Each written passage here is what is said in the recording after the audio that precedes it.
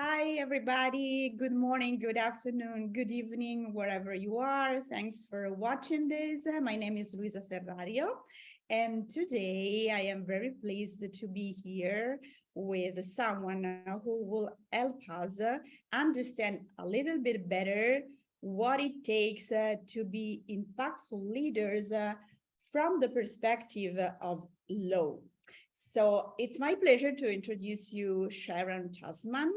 And Sharon has been a lawyer for many, many years. She started working with the corporate world and especially with health and tech companies.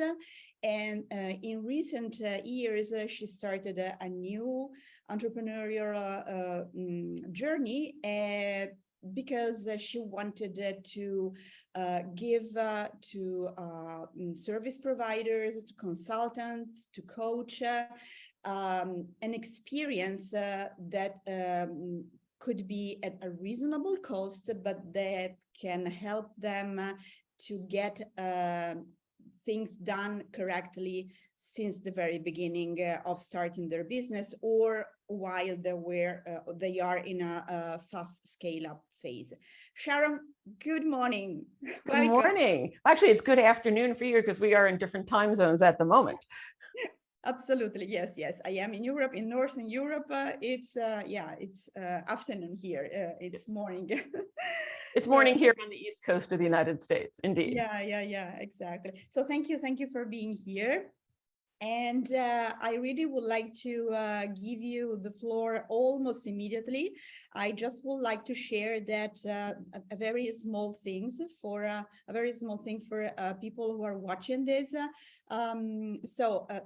One of the reasons why I asked Sharon to have her here as a guest is because I think that in order to be impactful CEOs of our own companies, whether we are professional service providers, consultants, coach, we need to adopt an intentional growth mindset since the very beginning, which includes developing tools and systems to ensure that everything gets done correctly from the very beginning, and as I was sharing before, hopefully at a reasonable cost, but having the same opportunities as a corporation. And Sharon, due to her immense experience in those two different realms, is able to give us this perspective and to help us understand a little bit more. So Sharon, I leave you the floor, and you can share with us maybe what brought you from the previous and still going on experience landing in this new part of on entrepreneurship. I'm happy to, and thank you, Luisa, for having me. And I hope we can provide some action items that your viewers can actually put into play in their businesses right away without even to take any more steps to hire somebody like me or to work with my company. But I want to make sure that people have the tools that they need to really protect their business so that they can grow.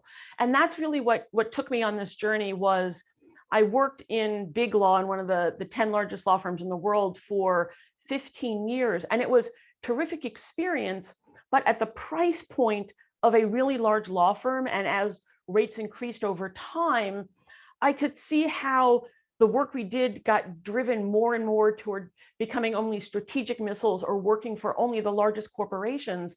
But it was along my journey, the small companies that I, most enjoyed working with, but also I felt really needed me the most. And, as a woman and then becoming as a small business owner, I had the skills because I was a corporate lawyer and a technology lawyer to set my businesses up. But I could see that there was this huge gap for individual consultants, coaches, professional service providers who go out on their own.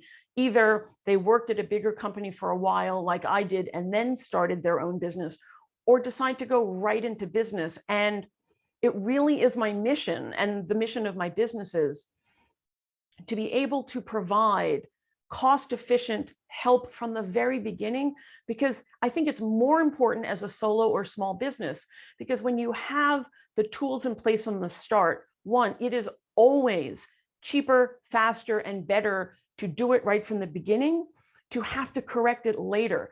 I have clients that do come to me later and we have to go back and fix things, and it makes me feel bad, because we could have done it for a quarter of the price, a third of the price, even a tenth of the price from the beginning.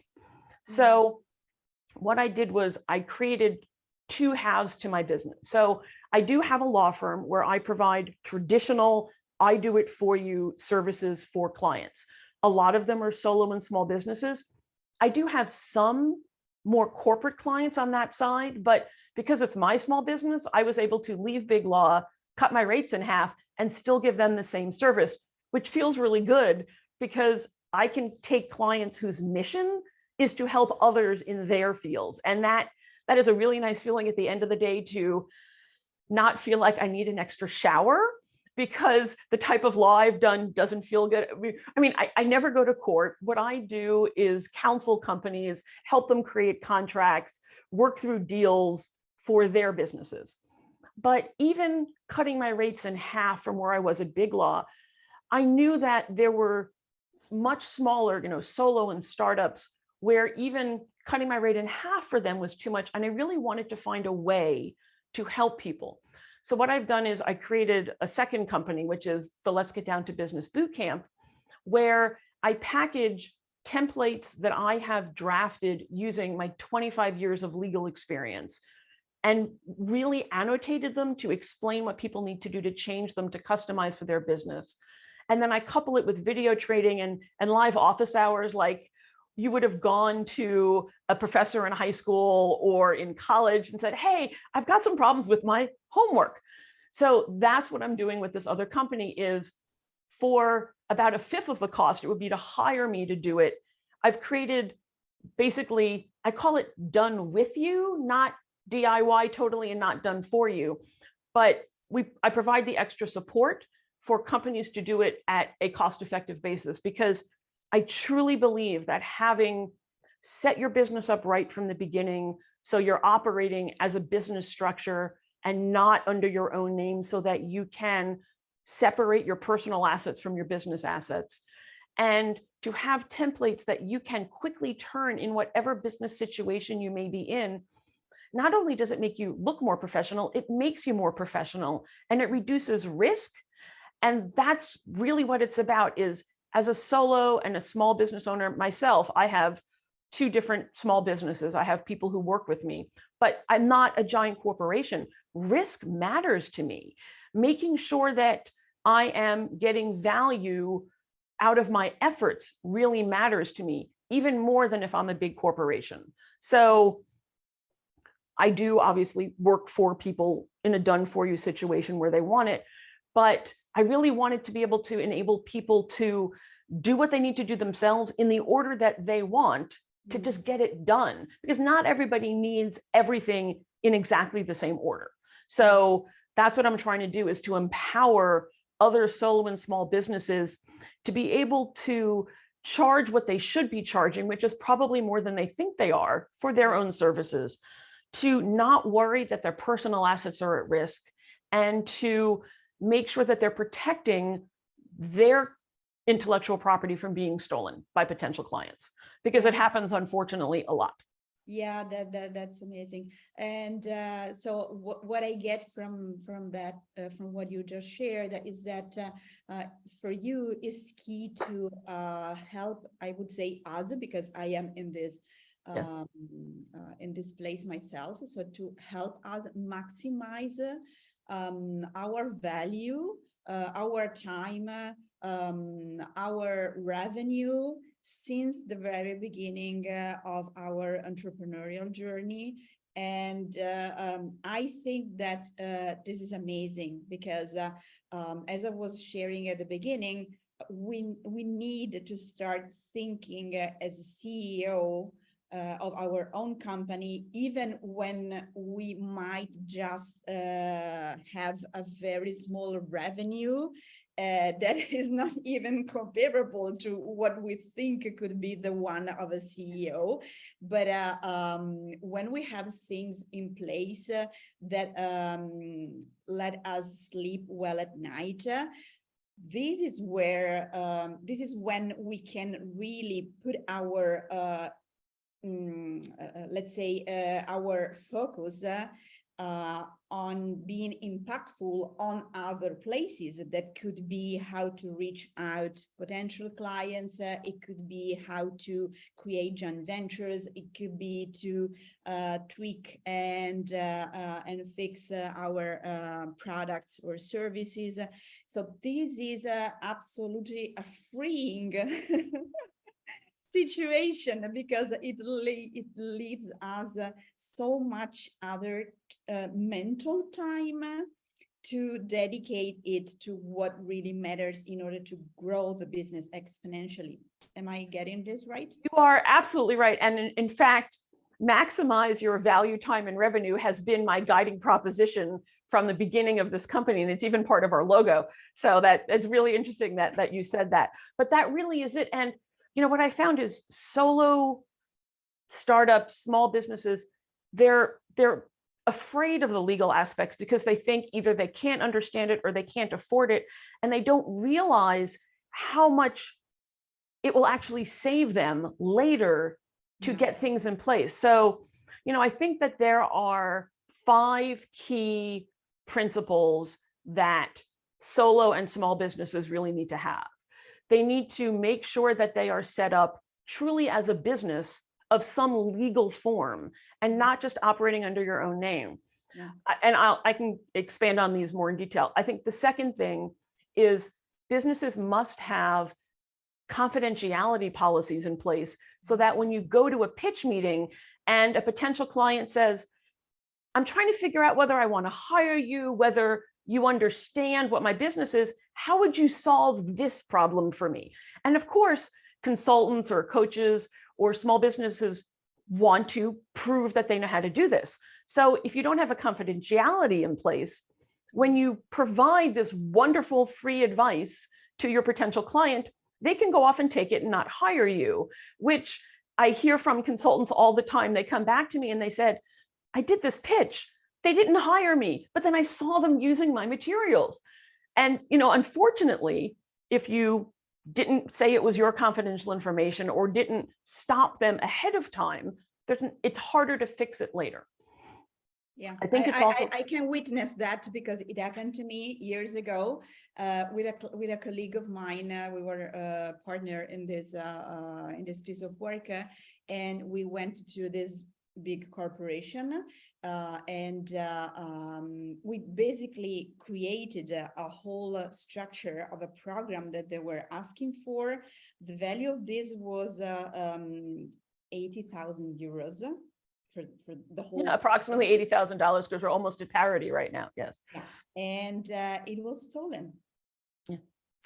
And people don't realize, if you go to a pitch meeting, whether it's an in-person pitch meeting or a Zoom pitch meeting, because so much is on Zoom these days, that if you do a sample work for somebody, if you don't say it's your confidential information, if you don't put a copyright notice on it, and you just give it to somebody, you have given them a gift. So that's the second thing, is having good confidentiality policies in place and knowing how to handle that situation. The third one related to that is knowing how to deal with a good copyright policy. So copyright law covers almost everything that consultants and coaches and other service providers do, whether it's your reports, your drawings, macros that you create, custom spreadsheets, the tools that you use to keep performing services over time. It's all covered by copyright. You need to put a copyright notice on it. Your copyright rights spring into existence the moment you create it without doing anything. And by putting, the C in a circle, your company, the year, and your company name, it prevents anyone from claiming they didn't know they couldn't use it.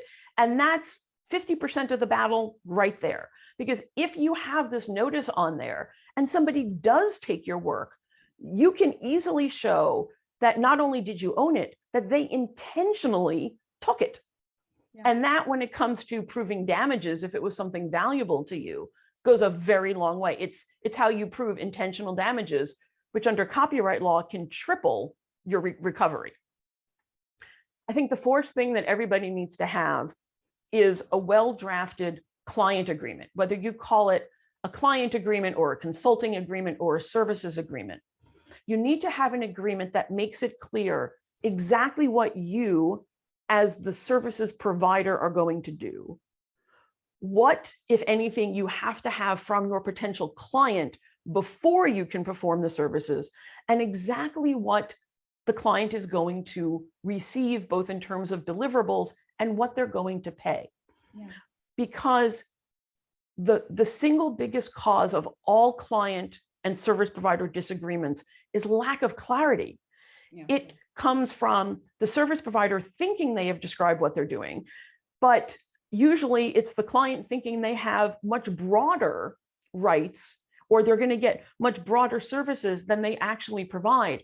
And it's that disagreement that leads to, I think, one of the most costly problems that consultants have, which is if you are vague in how you describe your services, and especially if you tell your client that, because you want to be nice and reasonable, especially if you're new, you really want that business, you say that you'll perform the services to the client's satisfaction. Well, when you do that, you've pretty much guaranteed that you'll perform your services for free until they say they're satisfied, because you've lost control of the situation. And I have literally seen the amount of free services be 2, 3, 4 times the amount of the original contract when people come to me after. And it's all these people coming to me after that really drove me to want to be able to help people even more, is to stop the after. And as part of that, I think especially small businesses and startups are undercharging for their services often, because service providers don't take into account all of the things that they reuse along the way. You know, as you learn, you use more. And they forget to take into account the fact that if you had to do that for a client new, you would be charging them for it. So that's something that consultants need to be doing. And if they have their own version of a client agreement, then they're going to be able to know exactly what's in it, know that it covers them, and quickly get it to the client after any pitch meeting.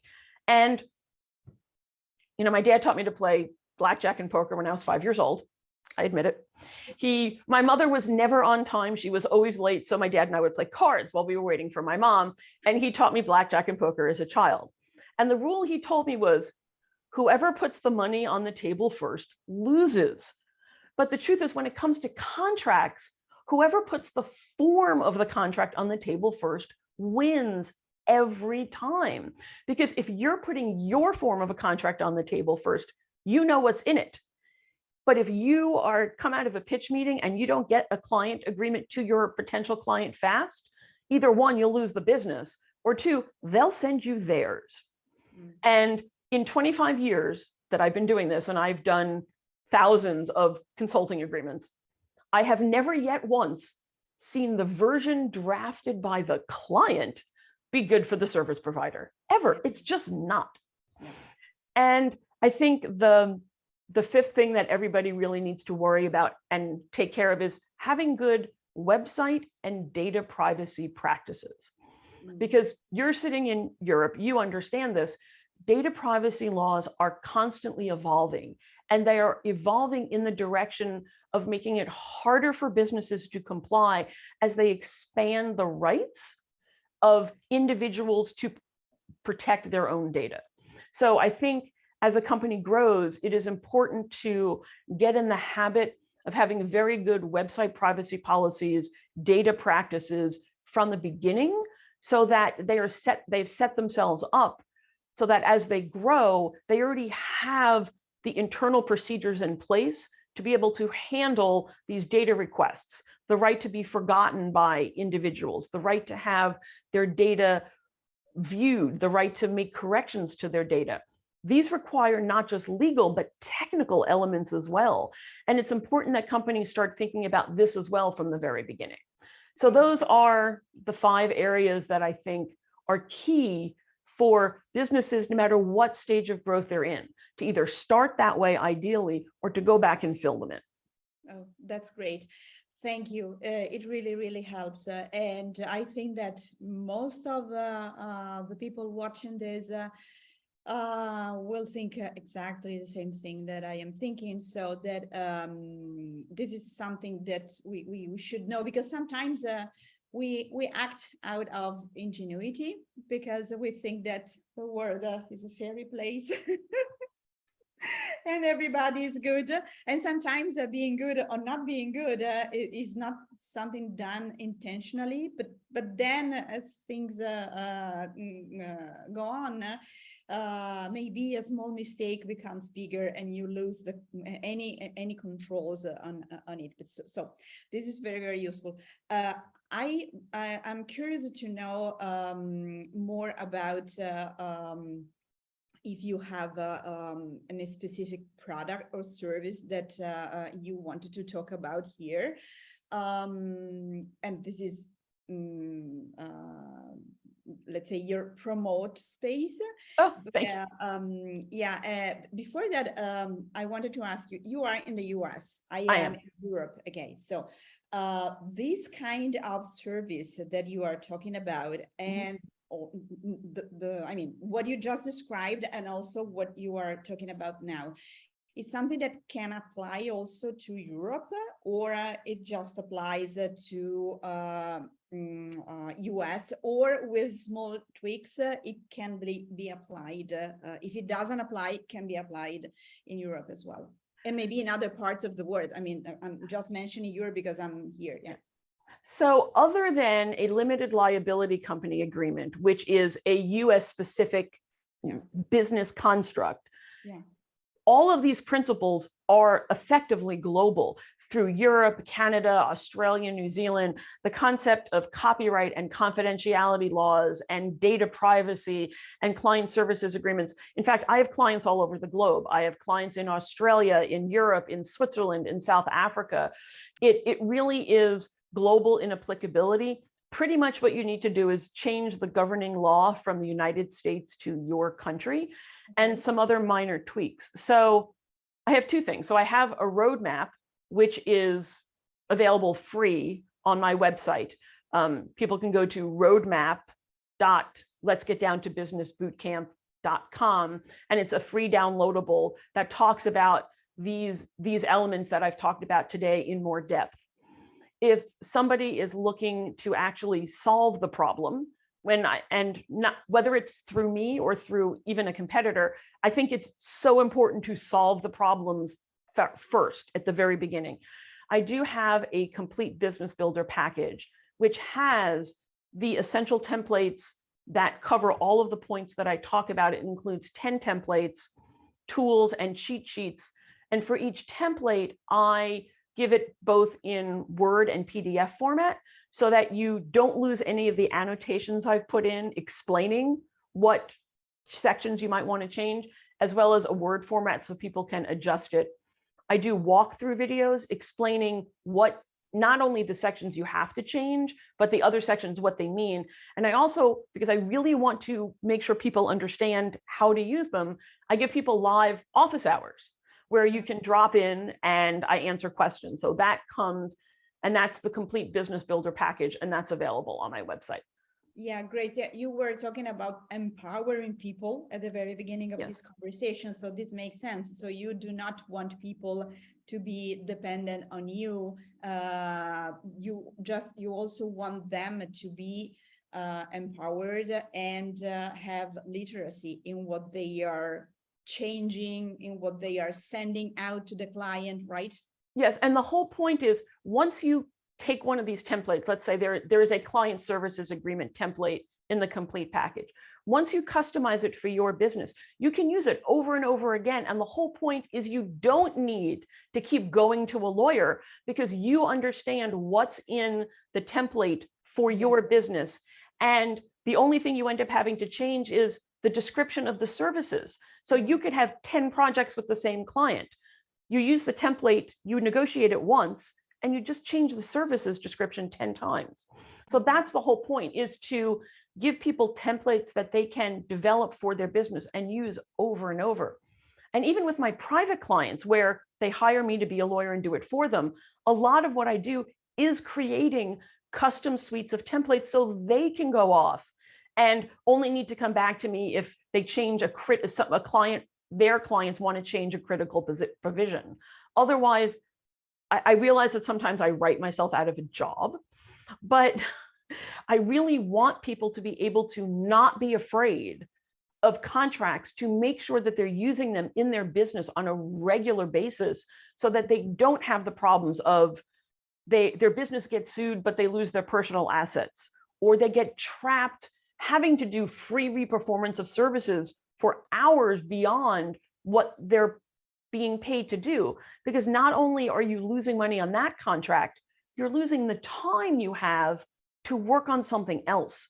And as a solo or small business, opportunity cost is as important as actual dollars sometimes. The ability to have the time to take another project matters more to a small business than a big company. So really, it's all about, as you said, empowering people to learn when they need to know, invest a few hours and not a lot of money at all up front, and then just be able to run to the future knowing that they can grow confidently without fear of risk. Exactly. Yeah, those things are covered, and so they can run free to grow the business. Absolutely. This conversation is really wonderful. Do you have anything that might be actionable pieces that we can leave to those who are watching? Yes. So for everyone who is watching, anytime that you create reports, drawings, computer code, diagrams, algorithms, white papers, articles, photography, anytime you create anything like that, immediately get in the habit of putting a copyright notice on it, which is the C in a circle, the year, and the name of your business. That is all you have to do. You do not have to file anything to claim for the world publicly, this belongs to you. And if what you're doing is in electronic form, put that copyright notice on the footer of every single page. You know, when it was just books, when the world was all physical books, you put one copyright notice in the book because no one was ripping the book apart. But it's so easy now to take a screenshot, to take one page out of a PDF, tiny type, bottom of every page, and get in the habit. Put it in if you use PowerPoint, right? Put that in your standard template, the copyright, your year, your company business. And also, when you're doing documents that are sensitive, put confidential information of your business name. And do this also in the footer. Make it a habit that you make sure that anything that you send out of your business to anybody includes that copyright. And if it's sensitive information, a confidentiality notice, because then no one is going to be able to claim they didn't know. Yeah. And for your client agreements, if you are about to do service for a client, make sure, 1, that it is in writing, 2, that you do not have anything anywhere that says you will perform the services to the client's satisfaction. Do not, if you see that phrase, take it out. Look carefully, take it out. If it's a draft from the client, take it out. Think about making sure that how you describe what you're going to do in your services as SMART. Stands for specific, measurable, attainable, relevant, and time-bound. You want to be able to make sure that you are in control of what it means to have successfully completed your services. So instead of, I'll use somebody who might be a web designer or an IT company. Instead of saying you will create a website for your client satisfaction for their business, you would say something like, I will create a website using content and branding material provided by the client that contains a homepage, an about page, a description of services, and a resources page. There will be 6 subpages. There will be these types of products or services available, and you list them. And then you say, I will turn this in, let's say it's a 4-week, the client wants 4 weeks. You would say 4 weeks from when the client provides the content that I need. Yeah. And here's why. If you promise to do the work within 4 weeks, but you have to have that client information. I actually had someone come to me after the fact when the client provided the information on the 27th day. They were supposed to turn it in on the 30th day. They did not have that protection in there. So they literally had to do it in 3 days. Oh, wow. So if you need something from your clients, whether it's your template or their template, make sure that's specific and that all of your deadlines are measured from that, not from the date you sign the contract. Absolutely. So I think those are a few things that will be measurable right away. And the other thing is if you have a website privacy policy or terms of use that you have gotten from an other site, you need to take it down right away because of 2 things. One, if you took it from somebody else's website, that's copyright theft because they created it, not you. And with privacy policies, the single biggest way that companies or businesses get in trouble is if their privacy policy says one thing, but they actually do something else with the data. So if you copied a privacy policy from another company and they said, we never give your data to a third party, because, for example, they're so big, they have their own servers to store all their data in-house. And you have that same privacy policy because you said, oh, this is a great company. It must be a good privacy policy. I'll copy it. And your privacy policy says, we never give our data to any third parties. If you, in fact, use somebody else to host your data, you have given your data to a third party and you have violated your privacy policy. So if you are copying somebody else's privacy policy, and no one has to raise their hand, but people do it all the time. They think it's on the web, it's free. Well, no, you can find it. It's not free. There is a difference between I can find it and I'm allowed to use it. Yeah. But people copy other people's privacy policies all the time because they don't realize how different they can be or how important small word changes can be. So if you're using somebody else's privacy policy and you put it up on your website, I almost can guarantee that the odds of you violating your own privacy policy the second that you post it are about 100%. Wow. So that would be my advice. Use a copyright notice on everything all the time, right away. It's free and it will protect you. Put a confidentiality notice on important documents. Make sure that when you describe your services for clients, you are SMART, S-M-A-R-T, and that you don't use anyone else's privacy policy or terms of use. Those are things that you can do right now. You can check yourself. It's free, and that will actually get you a good way along to being safe. Thank you, Sharon. I think that we could speak for years about those topics that are so close to our hearts because they really, really, really help entrepreneurs and small business owners to be successful and to be protected and to be able to grow their business with freedom, with creativity, and knowing that all the legal stuff are taken care of. Thank you very much. Is there anything that you would like to share before we wrap this up? No, I just really want to say thank you for having me on. This has been wonderful. And I really hope that I have helped your viewers at least take 1 or 2 things away that they can do right away, because I really do, it really is my driving mission, is to help people grow their businesses without fear. Yeah, okay. Thank you very much. So as I am used to say, we are here because we help people make millions, impacting millions. And I think that this is something that we shared and that brought us here today to have this amazing conversation. Thank you so much, Sharon. So you who are watching, you can find all Sharon details and the things that she mentioned in links where you can connect quickly with her, connect with her on LinkedIn, get her free resources and then go for the complete business builder package if you think that it is your thing to do. Yeah, why not? Thank Okay. you. Thank you very much, Sharon, and I'll see you soon, and all the best for now. Thank you. Bye. Ciao. Ciao.